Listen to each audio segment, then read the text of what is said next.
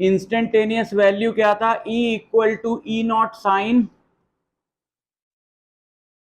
Omega T. Instantaneous value निकालते थे, इससे जो हमारा एसी जनरेटर से रिजल्ट आया था E equal to E not sine omega T, और ई नॉट को बोलते हैं पीक वैल्यू, ई नॉट को बोला जाता है पीक वैल्यू,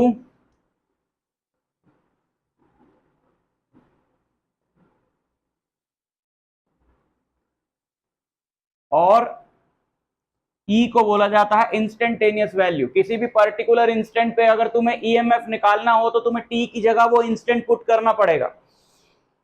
और आई आया था I not sine omega t. I not जो है वो करंट की पीक वैल्यू है। सो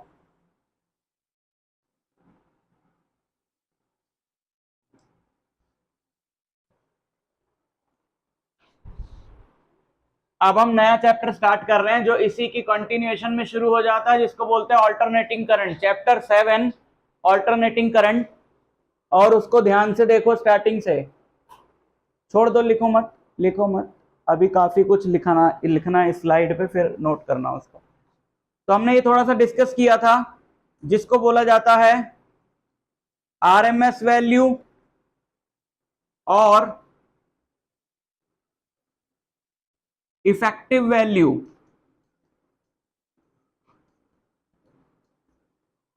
और वर्चुअल वैल्यू।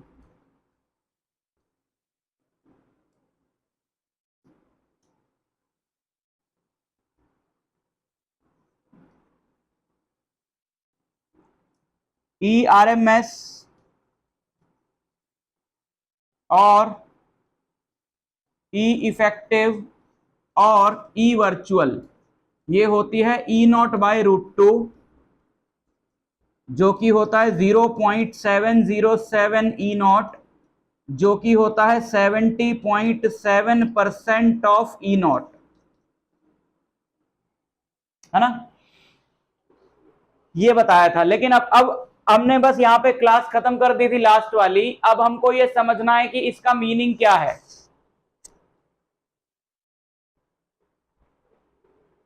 ऑल्टरनेटिंग ईएमएफ जो है, ध्यान से समझ लेना, ऑल्टरनेटिंग ईएमएफ जो है इसका हमने ग्राफ प्लॉट किया था। ये इसमें अभी कुछ भी लिखने की जरूरत नहीं है, सब पिछली क्लास वाला ही चल रहा है। इसका हमने ग्राफ प्लॉट किया था, ये आया था,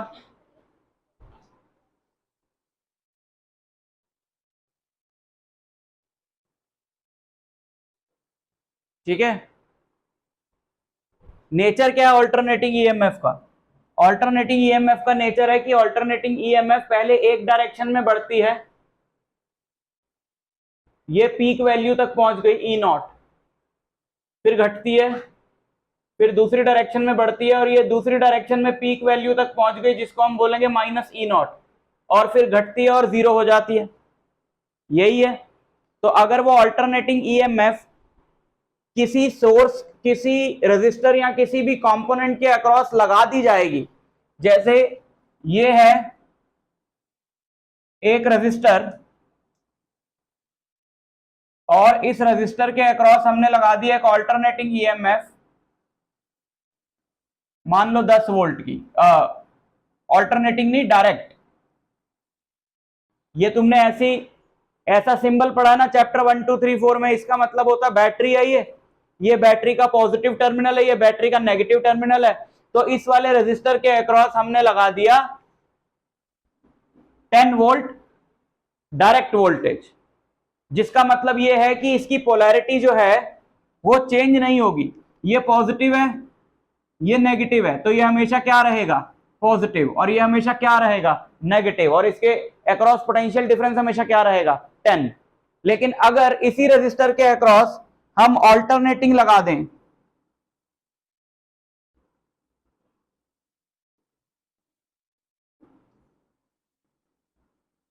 इसी रेजिस्टर के अक्रॉस ऑल्टरनेटिंग ईएमएफ लगा दें, ऑल्टरनेटिंग ईएमएफ के सोर्स का ये सिंबल होता है, जैसे डायरेक्ट ईएमएफ के सोर्स का ये सिंबल होता है, ऑल्टरनेटिंग वाले का ये सिंबल होता है। इसका मतलब है कि इसके अक्रॉस ऑल्टरनेटिंग ईएमएफ लगा दी। मान लो एक ऐसी ऑल्टरनेटिंग ईएमएफ लगा दी इसके अक्रॉस जिसकी पीक वैल्यू है 20 वोल्ट, तो अब इसके अक्रॉस जो फंक्शनिंग है वो कैसे चलेगी? ये सबसे पहले 0 वोल्ट होगा और पॉजिटिव, और ये 0 नेगेटिव, मतलब पॉजिटिव नेगेटिव तो खैर 0 में होगा ही नहीं। Initially there is no potential difference between two ends of R, और उसके बाद 20 वोल्ट है ना, तो बढ़ेगा, ये पॉजिटिव में बढ़ता जाएगा, ये नेगेटिव में बढ़ता जाएगा। और कब तक? जब तक दोनों के बीच में पोटेंशियल डिफरेंस कितना नहीं हो जाता, 20। जब इन दोनों के बीच में पोटेंशियल डिफरेंस 20 हो जाएगा तो ये घटना शुरू करेगा, 19, 18, 17 ऐसे। और कब तक घटेगा? जब तक दोनों के बीच में पोटेंशियल डिफरेंस 0 नहीं हो जाता। उसके बाद क्या होगा? इनकी पोलैरिटी बदल जाएगी। जो एंड पॉजिटिव था ये वाला एंड नेगेटिव हो जाएगा, और जो नेगेटिव था वो वाला एंड क्या हो जाएगा? पॉजिटिव। अब ये इस डायरेक्शन में पोटेंशियल डिफरेंस बढ़ेगा, बढ़ते बढ़ते बढ़ते बढ़ते डिफरेंस जो है 20 हो जाएगा, फिर घटते घटते घटते घटते 0 हो जाएगा, पोलैरिटी फिर बदल जाएगी। तो ये मतलब है इसका, जैसे पेंडुलम ऑसिलेट करता है, पहले एक डायरेक्शन में मैक्सिमम, फिर 0, फिर दूसरी में मैक्सिमम, फिर 0। जैसे पेंडुलम ऑसिलेट करता है वैसे ही यहां पे पोटेंशियल डिफरेंस की वैल्यू ऑसिलेट कर रही है। ऐसे पोटेंशियल डिफरेंस को बोलते हैं अल्टरनेटिंग ईएमएफ, और इसको, इसका जो सोर्स है, अल्टरनेटिंग ईएमएफ का जो सोर्स है उसका ये सिंबल हो, समझे? सो अब हमारे हम सबके घर में ना ऑल्टरनेटिंग ईएमएफ ही आ रहा है। हम सबके घरों में ऑल्टरनेटिंग ईएमएफ आ रहा है, डायरेक्ट नहीं आ रहा। डायरेक्ट ईएमएफ यानी ये, इसका सोर्स कहां है? बैटरीज हैं जितनी भी, जैसे पेंसिल सेल हो गए, फोन की लिथियम आयन बैटरी हो गई, बटन सेल्स हो गए, कार की बैटरी हो गई, घर का इन्वर्टर हो गया, ये सब क्या है? डायरेक्ट करंट के सोर्सेज हैं। लेकिन हमारे घर में ये जो मेन सप्लाई आ रही है ये क्या होती है? ऑल्टरनेटिंग करंट का सोर्स। यानी हमारे घर में जो सप्लाई आ रही है वो ऐसी है जो अभी यहां पे हमने शो करा, ऑल्टरनेटिंग करंट। लेकिन हम कहते हैं, अगर तुम कहीं पर भी देखो, जो भी तुम्हारा डिस्ट्रीब्यूशन बॉक्स होगा घर का, बिजली का, या फिर जो ट्रांसफार्मर होगा, वहां पे एक फिक्स्ड वैल्यू लिखी होती है। जैसे अगर तुम घर के किसी भी कंपोनेंट को देखो तो तुम्हें जनरली वहां पे 230 वोल्ट लिखा हुआ मिलेगा। देखा है कभी? 230 वोल्ट, 230 वोल्ट पे ऑपरेट होती है पूरी की पूरी इलेक्ट्रिसिटी हमारे घर की। हमारे घर में जब तुम, ये जो हमारे पॉइंट बने हुए हैं जहां पे तुम प्लग लगाते हो, तो इस प्लग को जो तुम्हारे दो पिंस हैं वो अंदर जाते हैं, तो उन दोनों के बीच में कितना पोटेंशियल डिफरेंस हो जाता है? 220 का। क्लास 10th में तुमने पढ़ा है कि एक जो है वो लाइव वायर से अटैच होता है, दूसरा जो है वो न्यूट्रल वायर से अटैच होता है, तो उन दोनों के बीच में पोटेंशियल डिफरेंस है 230 वोल्ट का। अर्थिंग वायर का काम पोटेंशियल डिफरेंस के लिए नहीं होता ना, अर्थिंग वायर का काम होता है, अगर कभी ज्यादा करंट आ जाए तो अर्थिंग वायर तो सेफ्टी के लिए होती है कि एक्सेस करंट जो है वो ग्राउंड में चला जाएगा, वो तो ग्राउंड करने के लिए होती है अप्लायंसेस को। जो पोटेंशियल डिफरेंस होता है वो रेड कलर और ब्लैक कलर की वायर के बीच में होता है, 230 वोल्ट का। तो हमारे घर में जो भी पोटेंशियल डिफरेंस है हर जगह पे वो क्या है? 230 वोल्ट।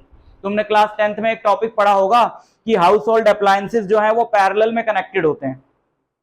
उसके 4 रीजन हमने पढ़े थे कि पैरेलल में पोटेंशियल डिफरेंस सेम होता है, एक खराब हो जाए तो बाकी चलते रहते हैं, सबका सेपरेट स्विच हो सकता है, और पैरेलल में ओवरऑल रेजिस्टेंस जो है वो मिनिमम होता है। ये हमने 4 रीजन पढ़े थे। घर में सारी चीजें पैरेलल में कनेक्टेड हैं। One of the main reason is कि सबके अक्रॉस पोटेंशियल डिफरेंस क्या रहेगा? सेम। और वो पोटेंशियल डिफरेंस कितना है? 230 वोल्ट। अब दो बातों में ना कॉन्ट्रडिक्शन हो जाती है यहां पे। पहली बात तो हमने ये बोली कि हमारे घर में जो पोटेंशियल डिफरेंस है वो अल्टरनेटिंग है। दूसरी बात है कि हम उसकी एक फिक्स्ड वैल्यू भी बता रहे हैं। कॉन्ट्रडिक्शन समझो बात की, कि अल्टरनेटिंग ईएमएफ जो है वो उसकी एक फिक्स्ड वैल्यू थोड़ी होती है, वो तो ऐसे वेरी करती है साइनोसॉइडल फॉर्म में। तो अगर हम उसकी एक फिक्स्ड वैल्यू बता पा रहे हैं तो कैसे बता पा रहे हैं? वो तो अल्टरनेटिंग ईएमएफ है ना, तो उसकी फिक्स्ड वैल्यू कैसे बता पा रहे हैं? हाँ, तो अब एक बात ये हो सकती है कि शायद ये पीक वैल्यू हो, लेकिन पीक वैल्यू जो है ना, पीक वैल्यू आइडिया नहीं देती इतना अच्छा किसी भी चीज का। जैसे अगर तुम एक गाड़ी से जा रहे हो, डिफरेंट डिफरेंट स्पीड है तुम्हारी, कभी स्पीड ब्रेकर आया तुमने स्लो कर ली, कभी ट्रैफिक नहीं था तो तुमने फास्ट कर ली, और तुम एक दूसरी जगह पहुंचो, तो तुम्हारे मोशन को ज्यादा बेटर डिस्क्राइब कौन करेगा, तुम्हारी एवरेज स्पीड या फिर वो स्पीड जो तुम्हारी मैक्सिमम थी, एवरेज, है ना। तो पीक वैल्यू से हमें कोई ज्यादा कुछ नहीं मिलने वाला। तो हमने एक वैल्यू ढूंढी जिसको बोला जाता है इफेक्टिव वैल्यू, जिसका मतलब ये है कि अगर ये सारी चीजें जो हो रही हैं ऑल्टरनेटिंग से, यही डायरेक्ट से करनी होती तो कितनी पोटेंशियल डिफरेंस की वैल्यू चाहिए होती। समझ में आया? मतलब अगर देखो ये सारी चीजें चल कैसे रही हैं, ये सारी चीजें चल रही हैं क्योंकि इनमें चार्ज फ्लो कर रहा है और एक पर्टिकुलर टाइम में कर रहा है। तो अगर मैं इस ट्यूब में, ये ट्यूब कहती है मेरे को इतने टाइम में इतना चार्ज चाहिए, तो मैं जल जाऊंगी, मेरे को सोर्स से कोई लेना देना नहीं है।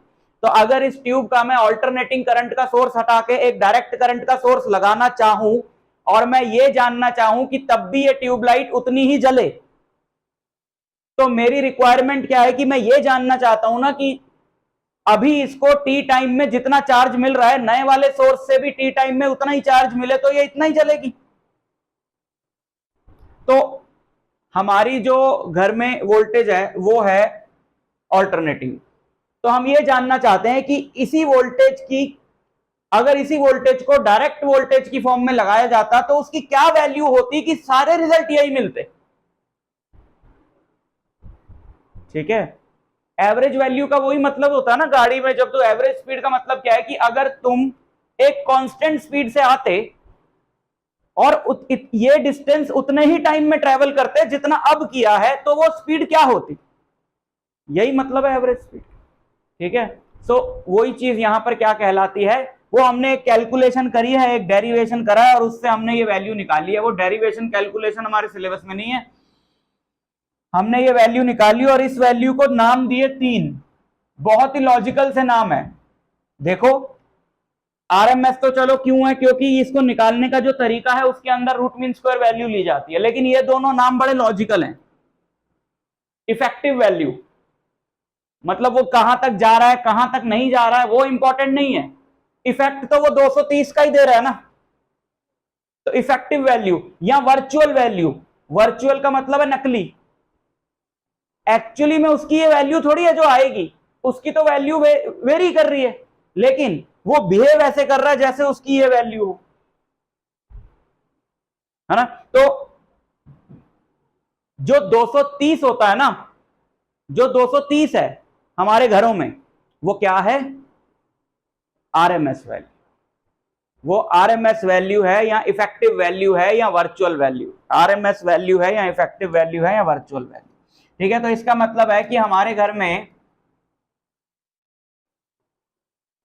धैर्य,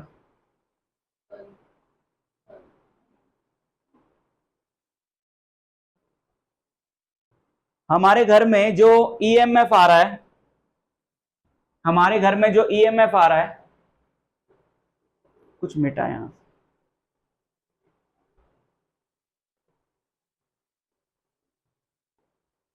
पता नहीं, ठीक है, हमारे घर में जो ईएमएफ आ रहा है 230 जो है ना, उसकी 70.7% ऑफ पीक वैल्यू है। तो 230 किसका 70.7% होता है, 230 होता है 311 का 70.7%। इसका मतलब है हमारे घरों में जो ऑल्टरनेटिंग ईएमएफ है, हमारे घरों में जो ऑल्टरनेटिंग ईएमएफ है वो 0 से 311 तक जाती है, फिर 0 होती है, फिर दूसरी डायरेक्शन में 0 से 311 तक जाती है।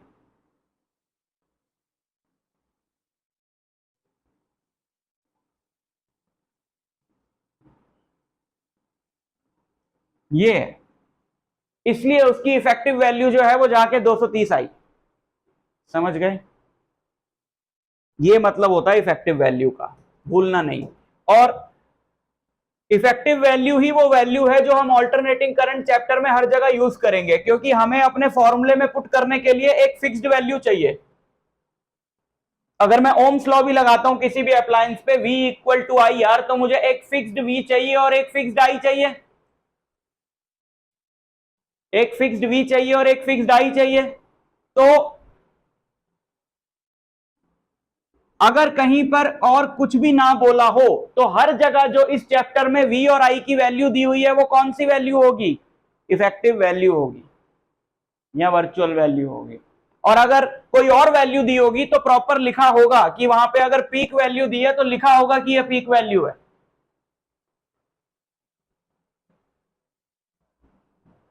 IRMS, I इफेक्टिव और I virtual is I naught by root two, 0.707 of I naught और 70.7% ऑफ I नॉट होगा।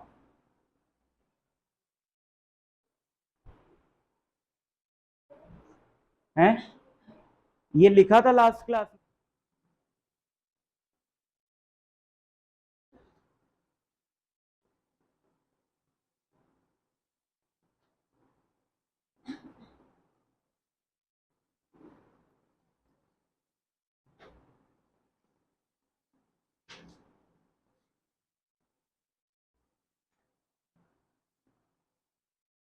देखो बच्चों, एक एक करके हम वो सारे कंपोनेंट्स को ऑल्टरनेटिंग करंट चैप्टर में पढ़ेंगे, क्योंकि हम उनका बिहेवियर जान चुके हैं कि एक रेजिस्टर जो है वो डायरेक्ट करंट के अक्रॉस कैसे बिहेव करता है, कैपेसिटर कैसे बिहेव करता है।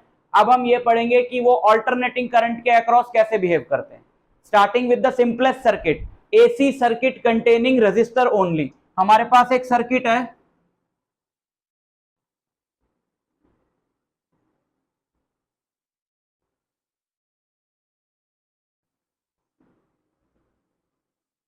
बहुत सिंपल सर्किट हमने बनाया है जिसमें हमने सिर्फ एक रेजिस्टर लगाया, ठीक, और इसके अक्रॉस हमने एक ईएमएफ लगा दिया E not sine omega t, E not sine omega t, ठीक। छोड़ दो, अभी नहीं लिखो ना, पहले देख तो लो।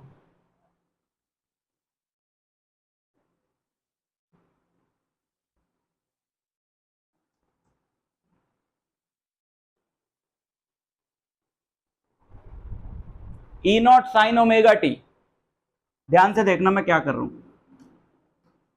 हमारा पर्पस क्या है? हमारा पर्पस है ये जानना कि अगर हमने एक रेजिस्टर के अक्रॉस ऑल्टरनेटिंग करंट का सोर्स लगाया है तो उस रेजिस्टर में कैसा ऑल्टरनेटिंग करंट फ्लो करेगा, हमें उससे कुछ पता चलेगा। कैसा मतलब? ऑल्टरनेटिंग करंट तो एक जैसा ही होता है। हम E equal to E not sine omega से ओमेगा टी से I equal to I not sine omega T वाली इक्वेशन लाने की कोशिश करेंगे। अगर मैं इस इक्वेशन को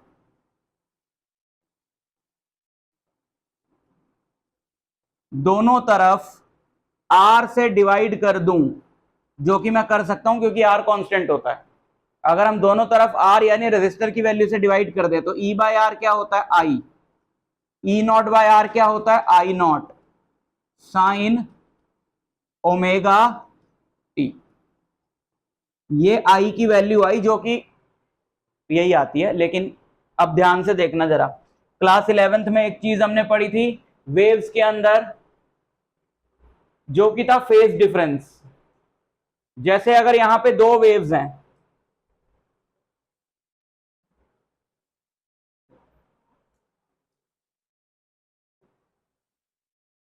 जैसे ये दो वेव्स हैं, एक वेव बनाई अभी दूसरी बनाते हैं, तो फेज से अगर हम कंपेयर करें, फेज क्या होता था याद करो, क्लास 11th में हमने पढ़ा था। अगर हम इसके मोशन को, इस ग्राफ को साइन थीटा के ग्राफ से कंपेयर करें तो ये फेज है हमारा क्या? 0, और ये क्या है? Pi by 2। याद है? अरे याद क्या करना, साइन थीटा के हिसाब से चलो। मैक्सिमम कहां पे होता है साइन थीटा? 1 पे, पाई बाय 2 पे। फिर 0 कहां हो जाता है? पाई पे। फिर -1 कहां हो जाता है? -3 पाई बाय 2 पे। और 2 पाई ये हो गया हमारा आखिरी वाला पॉइंट पाई, और ये वाला हमारा कितना हो गया 3 पाई बाय 2, और ये वाला कितना हो गया 2 पाई। ठीक,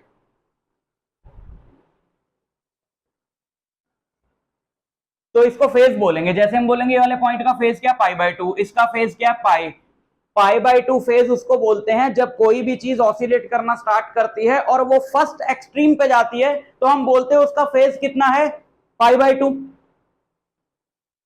समझे। फिर जब वो फर्स्ट एक्सट्रीम पे जाती है उसका फेज है पाई बाय 2, जब वो उस एक्सट्रीम से वापस आती है, आधी ऑसिलेशन हुई है अभी उसकी, तो उसका फेज क्या है पाई। फिर वो जाती है दूसरी तरफ वाले एक्सट्रीम पे जिसका फेज क्या है 3 पाई बाय 2, और फिर वो इस वाले एक्सट्रीम पे वापस मीन पे वापस आती है, तो पूरी एक ऑसिलेशन कंप्लीट होती है, तो उसका फेज क्या हो जाता है 2 पाई।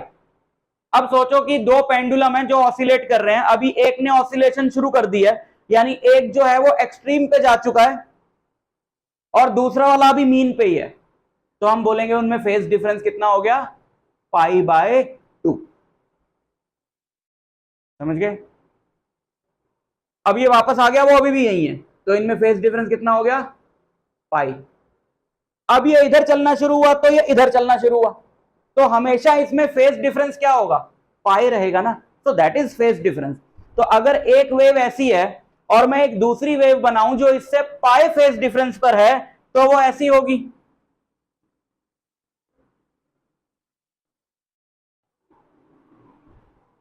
पाई फेज डिफरेंस वाली होगी ना ये। और अगर पाई बाय 2 फेज डिफरेंस वाली बनाऊं,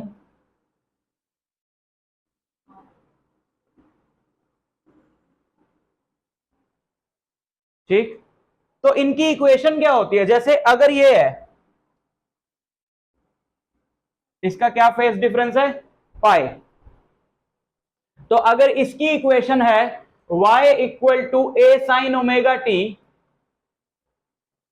तो इसकी इक्वेशन होगी y1 y2, इसकी इक्वेशन होगी a, मान लो एम्पलीट्यूड सेम है इसका, a sine omega t minus pi,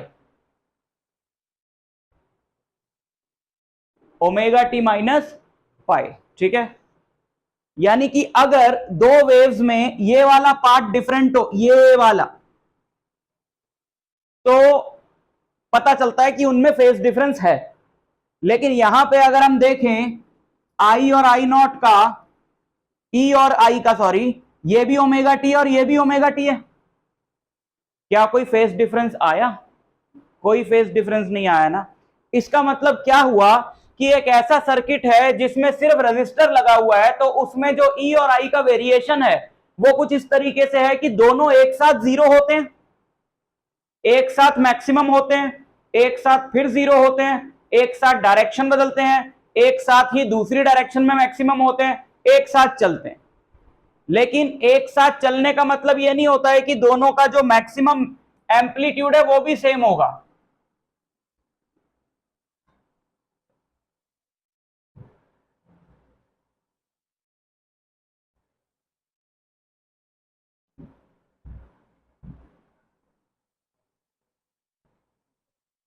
ये देखो, ये है E और इसी में रेजिस्टर वाले में ये है I।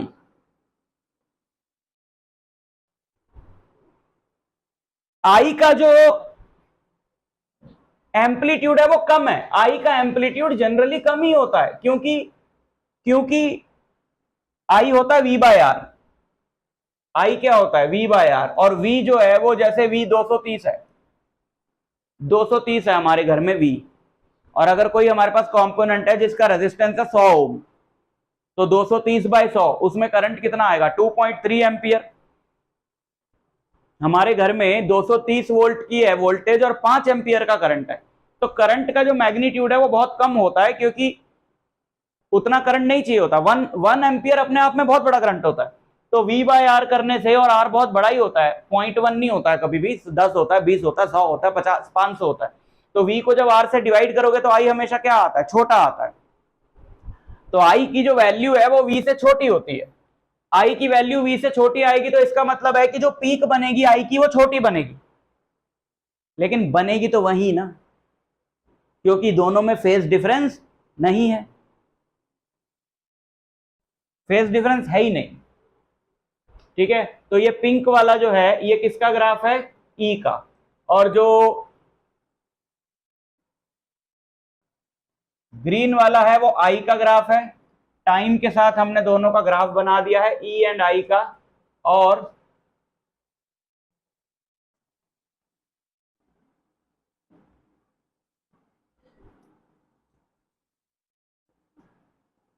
ये इसकी पीक वैल्यू है आई नॉट और ये इसकी वैल्यू है ई नॉट।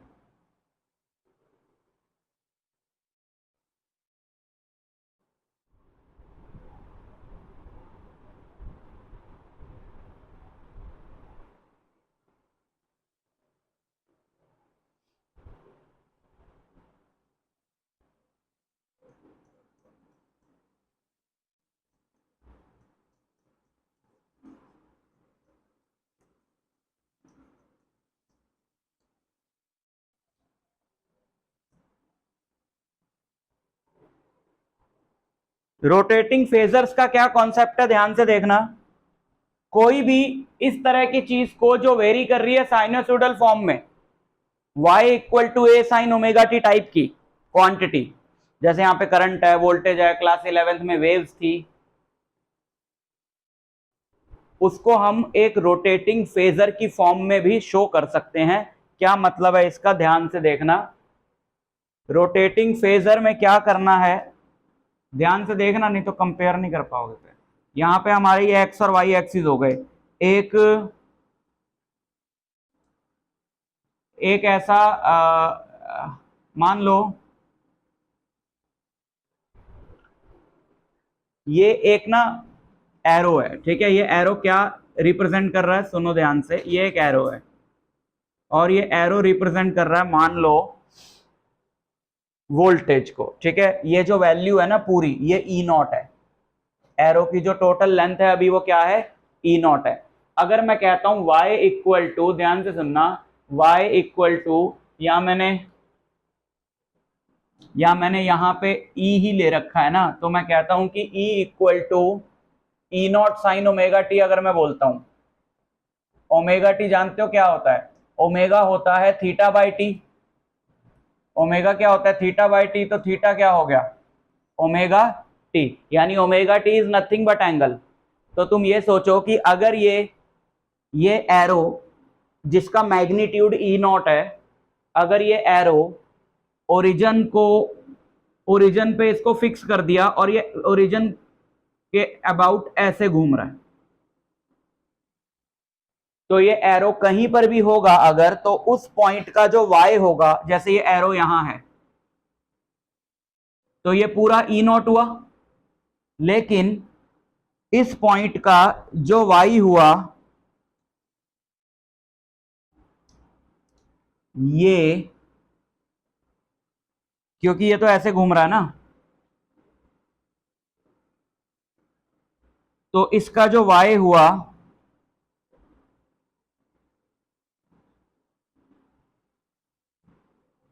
ये y क्या हुआ, ये y देखो, ये y है और t टाइम में ये इतना आया है, ओमेगा एंगुलर वेलोसिटी से t टाइम में ये यहां तक आया है, ओमेगा एंगुलर वेलोसिटी से t टाइम में ये यहां तक आया है। तो ये वाला जो एंगल हुआ इसका, ये क्या हुआ, ओमेगा टी हुआ ना, theta equal to omega T, T time में यहां तक आया घूम के, तो ये जो एंगल है ये क्या हुआ, ओमेगा टी। तो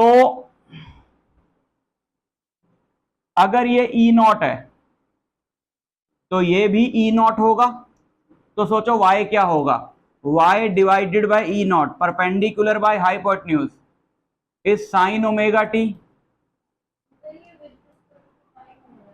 हाँ, मतलब टाइम में ही घूमेगा ना, मान लो इसको यहां से लेकर यहां तक आने में 2 सेकंड लगे और इसकी कुछ घूमने की स्पीड होगी एंगुलर वेलोसिटी, तो जो थीटा, ये वाला थीटा होगा वो ओमेगा इंटू टी होगा ना, ओमेगा इंटू 2। तो y देखो, इस वाले ट्राइंगल में y ये हुआ तो y क्या हुआ, ई नॉट साइन ओमेगा टी।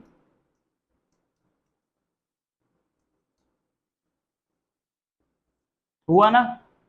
अब वही तो e की वैल्यू है, यानी e की जो वैल्यू है वो हर बार इस ट्राइंगल का परपेंडिकुलर होगी कि नहीं, है ना। अभी परपेंडिकुलर क्या है, 0। तो स्टार्टिंग में अगर मैं ग्राफ को देखूं, अगर मैं ग्राफ को देखूं तो स्टार्टिंग में ई भी क्या है, 0। फिर जब ये ऐसे घूमेगा तो परपेंडिकुलर बढ़ेगा, बढ़ते बढ़ते बढ़ते बढ़ते अब पूरा का पूरा परपेंडिकुलर क्या हो गया, ई नॉट। और एंगल कितना हो गया, पाई/2। तो यहां पर भी तो जब फेज पाई/2 हो जाता है तो ये मैक्सिमम हो जाता है, और यहां पर भी जब इसका एंगल पाई/2 हो गया तो ये मैक्सिमम हो गया। और फिर ये आगे घूमेगा तो फिर घटेगा जैसे ये घटता है, और जब एंगल पाई हो गया तो ये 0 हो गया, बिल्कुल इसकी तरह। और जब 270 हो गया 3π/2 तो ये दूसरी तरफ ये माइनस ई नॉट हो गया ना, जैसे ये हुआ था। और फिर ये 2π हो गया इसकी तरह, तो फिर से क्या हो गया, 0। तो क्या ये जो रोटेटिंग फेजर है, फेजर इसलिए बोलते हैं क्योंकि फेज शो करता है ये किसी भी टाइम पे, तो ये जो रोटेटिंग फेजर है, ये रोटेटिंग फेजर रिप्रेजेंट नहीं कर रहा है इसको, समझ आया। और अगर इसी केस में आई भी, अगर इसी केस में जो आई है यानी करंट, उसे भी हमने दिखाना हो तो हम उसका जो एरो बनाएंगे वो इसके अलोंग ही तो बनाएंगे, लेकिन थोड़ा छोटा बनाएंगे, क्योंकि दोनों एक साथ ही तो घूमेंगे फिर, क्योंकि फेज डिफरेंस ही नहीं है दोनों में। जब जब इसकी इसकी हाइट इतनी होगी उसकी छोटी होगी, तो उसका जो मैग्नीट्यूड है वो हमेशा इससे कम है। जब ये पूरा इतना हो जाएगा वो इतना सही होगा, समझ आया। तो इसको रोटेटिंग फेजर्स की हेल्प से भी हम शो कर सकते हैं। अब एनसीईआरटी का एक डायग्राम मैं तुम्हें दिखाता हूं, उसको एक्सप्लेन करता हूं। ये सब बनाना है तुमको जो यहां पे लिखा हुआ है। ये ग्रीन वाला जो है वो आई है,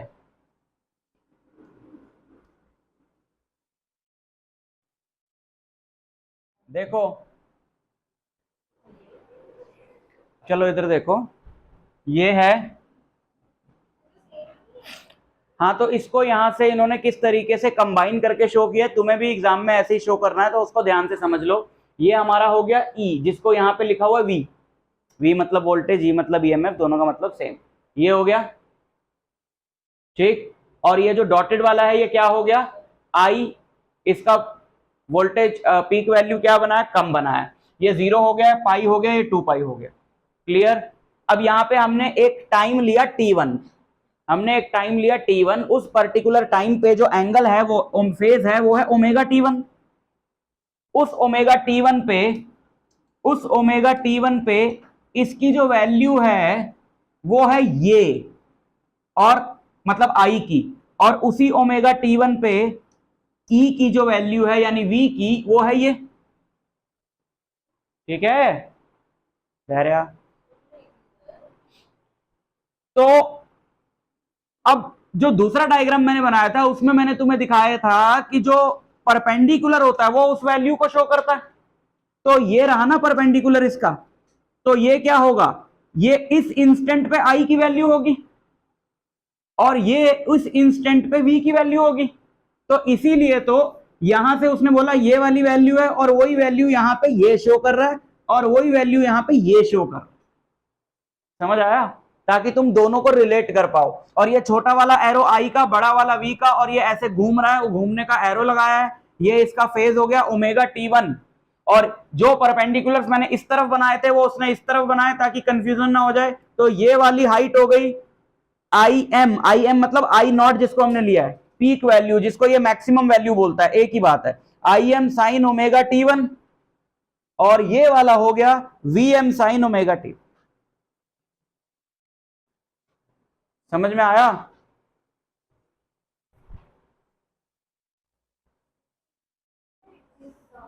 हाँ,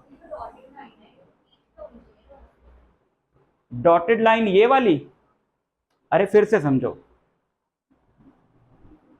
एट एनी इंस्टेंट इस फेजर की जो हाइट है वो उसकी इंस्टेंटेनियस वैल्यू है। पता है, समझ आ गई ये बात? यहां पे हमने जो इंस्टेंट लिया है वो लिया है यहां पे t1, ये फेज शो कर रहा है ना, तो फेज शो कर रहा है तो कहीं का भी तुम्हें टाइम पता होगा उसको ओमेगा से मल्टीप्लाई कर दो, ओमेगा टी हो जाएगा वहां का फेज। तो इस इंस्टेंट पे करंट की वैल्यू है ये और वोल्टेज की है ये, तो उसकी पीक उसका हाइट ये रहा ना, और इसकी हाइट ये रही, ये जो इस तरफ शो करा है जो कि है I am sine omega t1 और V M sine omega T.